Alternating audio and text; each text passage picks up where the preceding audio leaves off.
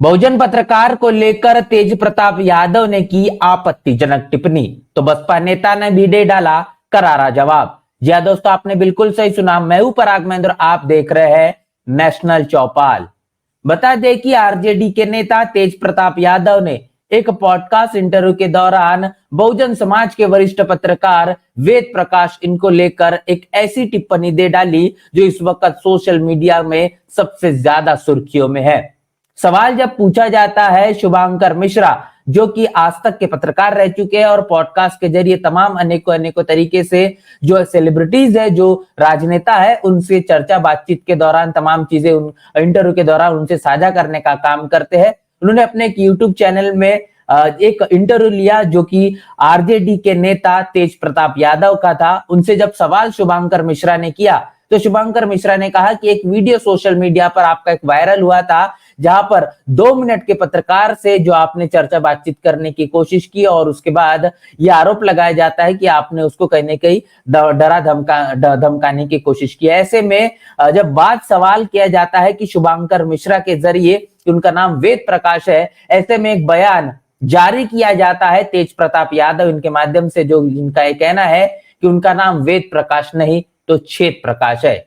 इस तरीके की बयानबाजी जिस तरीके से बहुजन समाज के पत्रकार को लेकर तेज प्रताप यादव, आरजेडी के नेता जो लालू प्रसाद यादव के बेटे भी है, इनके माध्यम से की जाती है, अब कहीं न कहीं सोशल मीडिया पर इनको लेकर काफी कुछ कहा जा रहा है। ऐसे में बता दें कि बहुजन समाज पार्टी के बिहार प्रदेश के केंद्रीय प्रभारी लालजी मेदनकर, इन्होंने भी इस मसले को लेकर अपनी बड़ी प्रतिक्रिया दी है। सबसे पहले आपको दिखाएंगे कि आखिर तेज प्रताप यादव ने वेद प्रकाश को लेकर क्या कुछ कहा है। इसके बाद इस पूरे के पूरे मसले पर आपके साथ चर्चा करेंगे। इंटरनेशनल न्यूज बन गया था कि एक पत्रकार 2 मिनट वाला अब तक। अरे वो पत्रकार जो था, हम उससे देखिए, मेरा कोई भावना वेद प्रकाश नाम था उसका। वेद प्रकाश का नाम रख दिया सब छेद प्रकाश। उसका नाम छेद प्रकाश है, वेद प्रकाश नाम नहीं है। काहे छेद प्रकाश रख दिया आप लोग नाम? हम थोड़े रखे नाम, पब्लिकवा रख दिया। दौड़ा लिए थे आप लोग, उधर से पकड़ो उधर से पकड़ो। हम दौड़े नहीं ना, उस वीडियो में देखिए ना। हाँ। क्या हुआ, हम बोले ना कि वेद प्रकाश जी आप आ गए हैं, हम आपसे मिलना चाहते हैं। हाँ। क्यों आदमी नहीं मिल सकता है? मिल सकता है। 2 मिनट 2 मिनट आइए, बैठते हैं आराम से, कैमरा माइक यहाँ रख दीजिए। हाँ। हमेशा तो आप कैमरा माइक से इंटरव्यू लेते हैं मेरा। ठीक बात। आज कैमरा माइक रख दीजिए, आप बैठिए, चाय वाय पीते हैं, आराम से बात करते हैं। यही बात हम बोले तो वो डर गए, गाड़ी उठाया, फुड़फुड़ा के मांझी जी के आवास में चल गए। तो ये आपने वीडियो देखा जिसमें साफ तौर पर तेज प्रताप यादव इनका कहना है कि हम तो सिर्फ बातचीत करना चाहते थे, लेकिन वेद प्रकाश वहां पर डर जाते हैं और डर कर कहने की भागने की कोशिश करते हैं। वास्तविकता यह है कि उस दौरान तमाम तरीके के ऐसे वीडियोस जो आरजेडी को लेकर वेद प्रकाश इनके माध्यम से किए जा रहे थे, जहां पर आरजेडी और उनके पार्टी का पूरा जो काला चिट्टा है वो वेद प्रकाश इनके माध्यम से खोलने का काम किया जा रहा था। और इस बात से ही कहने के घबराए, डरे, या फिर ये कहेंगे कि अपने मान सम्मान को लेकर जिस तरीके से बदनामी का जो भय है वो तेज प्रताप यादव को सताने लगा और इसी मसले को लेकर वो कहीं ना कहीं बदले की भावना को लेकर वेद प्रकाश के साथ मुलाकात करना चाहते थे। जब वेद प्रकाश तेज प्रताप यादव से मुलाकात करते हैं, जब बातचीत करने के लिए जब वो जाते हैं, तब उनका रवैया जिस तरीके से देखा जाता है, वेद प्रकाश इस बात को भांप लेते हैं कि कहीं न कहीं उनके साथ हाथापाई हो सकती है, उनका नुकसान किया जा सकता है। ऐसे में इस पूरे के मसले का जायजा लेते हुए वेद प्रकाश ने ही वहां से चले जाना ही बेहतर समझा और बड़े ही बाल बसते वहां पर वेद प्रकाश नजर आए और तेज प्रताप यादव की पूरी कोशिश थी कि आखिर किसी भी कीमत पर वेद प्रकाश को कहीं न कहीं हथिया लिया जाए, अपने पास अपने करीब ले लिया जाए और उनके साथ जो कुछ वो करना चाहते थे उन तमाम काम को, उस तमाम तरीके की चीजों को अंजाम देने की कोशिश की जाए। लेकिन वहां पर वेद प्रकाश यादव कहीं न कहीं अपने आप को बचाने में कामयाब हो जाते हैं। तो आप समझ पा रहे हैं कि तमाम मसले को किस तरीके से बहुत ही मजाकिया अंदाज के अंदर तेज प्रताप यादव अपनी बातों में रखने का काम कर रहे हैं और दूसरी तरफ बहुजन समाज के वरिष्ठ पत्रकार वेद प्रकाश को अपमानित करने का काम कर रहे हैं। उनके नाम को जैसे उन्हें इस्तेमाल किया है, उनका नाम वेद प्रकाश नहीं तो छेद प्रकाश होना चाहिए। इससे समझ में आता है कि इस देश के अंदर जो बाबा साहब के इस भारतीय संविधान को बचाने की बात करने वाली तमाम राजनीतिक पार्टियां हैं, जो आरक्षण को लागू करना चाहती है, जिन्होंने 2024 के अंदर चुनावी मैदान में तमाम तरीके की बड़ी बड़ी बातें की, ऐसे ही इस इंडिया गठबंधन का घटक दल ये आरजेडी भी रह चुका है। और आरजेडी के नेता तेज प्रताप यादव इनके माध्यम से दलित समाज को लेकर और उसके पत्रकार को लेकर इस तरीके की अपमानजनक बात कहना ये साबित करता है कि इनके हाथी के दांत दिखाने के कुछ और खाने के कुछ और है। मतलब कि इनके मुखौटे के पीछे का चेहरा कुछ और है और वास्तविक दिखाने वाला चेहरा पूरी तरीके से अलग और अलैदा है। और इसी में ये समझ में ये भी आता है, ये तमाम इस तरीके की सोच रखने वाले लोग, ये मनुवादी जातिवादी मानसिकता रखने वाले लोग, जिसमें तेज प्रताप यादव आते हैं। तेज प्रताप यादव नहीं चाहते कि दलितों आदिवासियों को उनका मान सम्मान मिले और उनको एक कहने के सम्मानजनक तौर पर उन्हें सम्मानजनक भाषा का इस्तेमाल कर उन्हें पुकारा जाए, उन्हें कहा जाए। लेकिन कोशिश ये की जाती है कि कैसे हर एक स्तर पर उन्हें अपमानित कर उनको छोटा महसूस किया जाए। और वही चीजें तेज प्रताप यादव इनके माध्यम से की गई है। इस पूरे के पूरे मामले का संज्ञान लेते हुए बहुजन समाज पार्टी के बिहार प्रदेश के केंद्रीय प्रभारी डॉक्टर लालजी मेदनकर इन्होंने भी काफी कुछ कहा है। तस्वीर आपके साथ में साझा कर रहा हूं। यहाँ पर एक तरफ आप देख पाएंगे यहाँ वेद प्रकाश इनकी तस्वीर है, दूसरी तरफ तेज प्रताप यादव और शुभंकर मिश्रा इनकी तस्वीर आप देख रहे हैं। अगले प्रतिक्रिया ये देखिए, यहाँ पर डॉक्टर लालजी मेदनकर इनका क्या कुछ कहना है। साफ तौर पर मेदनकर इनका ये कहना है कि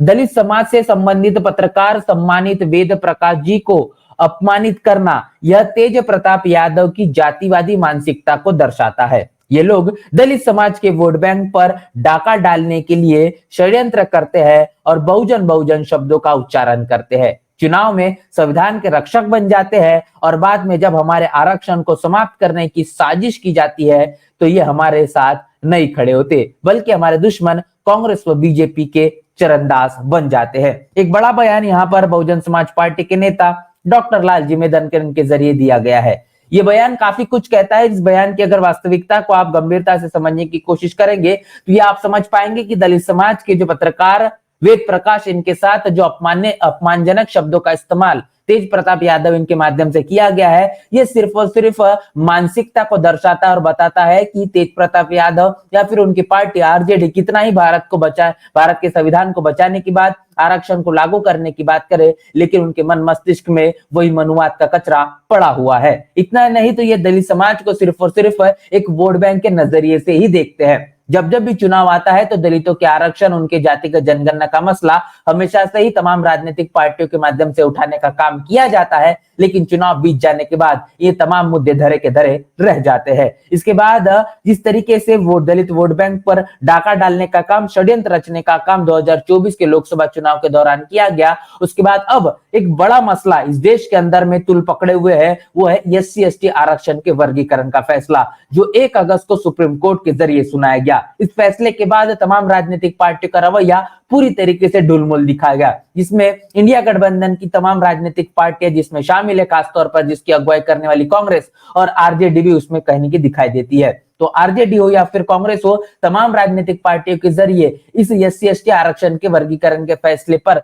किसी भी तरीके से विरोधाभास वाली जो स्पष्ट प्रतिक्रिया देखने को नहीं मिली। मतलब ये साफ है, SC/ST आरक्षण के वर्गीकरण के फैसले पर ये तमाम राजनीतिक पार्टियों का कहने के पूरी तरीके से अंदरूनी समर्थन है। भले ही स्पष्ट बात कही नहीं जा रही है, इसका मतलब ये साफ है कि ये सिर्फ आरक्षण को बचाने का एक ढकोसला कर रहे हैं, ढोंग रचने का काम कर रहे हैं, लेकिन वास्तविकता इसके बिल्कुल परे है। ये नहीं चाहते कि इस देश के अंदर भारतीय संविधान पूरी तरीके से लागू हो, ये नहीं चाहते कि आरक्षण को सही मायने में भागीदारी के तौर पर देने का काम हो, या ये नहीं चाहते कि इस देश के अंदर जातिगत जनगणना के आधार पर सबको अपनी अपनी भागीदारी मिले। ये सिर्फ और सिर्फ चुनाव के दौरान वोटों को बटोरने के लिए ही, खासतौर पर भारत के संविधान को बचाने की बात, बाबा साहब के बार बार संविधान को दिखा कर कहने की भागीदारी देने की बात कहते हुए दिखाई पड़ते हैं। और ऐसे में आज SC/ST आरक्षण के वर्गीकरण के फैसले को लेकर आरक्षण को समाप्त करने की जो बात कही जा रही है, ये तमाम जो बात है सिर्फ और सिर्फ चुनावी जुमला था। अब उसकी वास्तविकता पूरे देश की जनता के साथ पूरी तरीके से सच जो है वो रूबरू होता हुआ दिखाई दे रहा है। तो अब ये भी पूरी तरीके से साजिश है। ये साजिश को पर्दाफाश करते हुए डॉक्टर लालजी मेधनकरण का ये बड़ा बयान है कि 2024 के चुनाव के दौरान भारत के संविधान को बचाना ये एक बड़ी साजिश के चलते वोटों को बटोरने का काम किया गया है, जिसमें कांग्रेस और बीजेपी अब कहीं ना कहीं पूरी तरीके से लिप्त है। और जैसे ही चुनाव नजदीक आता है ये तमाम हमारे वोटों को ऐसे ही हथियाने का काम करते हैं। बहुजन समाज अब इस भारतीय जनता पार्टी और कांग्रेस से सावधान हो जाए और आने वाले तमाम चुनाव में इससे सावधान होकर बड़े ही सोच समझ कर कहीं ना कहीं अपनी तमाम बहुजन समाज की राजनीति और उसको ताकत को मजबूत करने का काम करे, क्योंकि जब जब भी हमारे साथ मतलब कि बहुजन समाज के साथ खड़े होने की बात आती है तब ये दुश्मन जो कांग्रेस और बीजेपी है ये कहीं ना कहीं चरणदास बनने का ही काम करते हैं। ये बड़ा बयान बहुजन समाज पार्टी के बिहार प्रदेश के केंद्रीय प्रभारी डॉक्टर लालजी मेधनकरण के माध्यम से दिया गया है।